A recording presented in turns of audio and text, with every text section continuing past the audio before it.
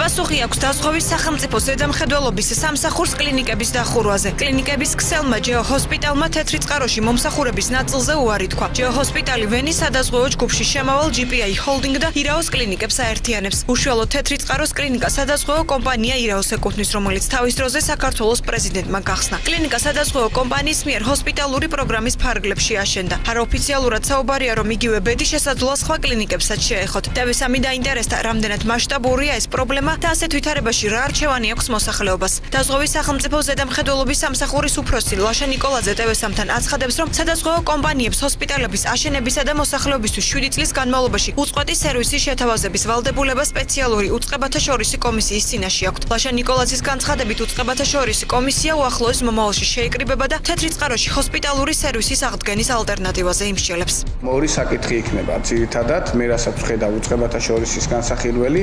პირველი ეს არის სერვისების უწყვეტობის აღდგენა და მეორე ეს არის კონკრეტული სანქციები და გამოსავლები მომავალში თეთრი წყაროს რაიონში, როგორ განვითარდება სამედიცინო ვალდებულებების შესრულება.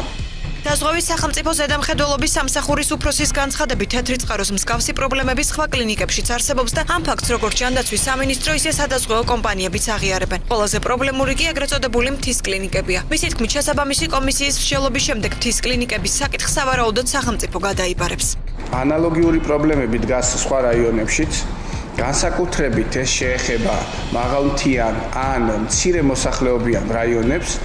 იმიტომ რომ სადაზღვევო კომპანიების განცხადებით ასეთ რაიონში სამედიცინო ოპერირება არის წამგებიანი და დოტაციური. ახლა მაგალითად პირობითად მესტიაში, როდესაც არის კლინიკა და იქ შეიძლება წლის განმავლობაში სულ რამდენიმე ოპერაცია ჩატარდეს, რა თქმა უნდა, ასეთი კლინიკა იქნება ზარალიანი და წამგებიანი.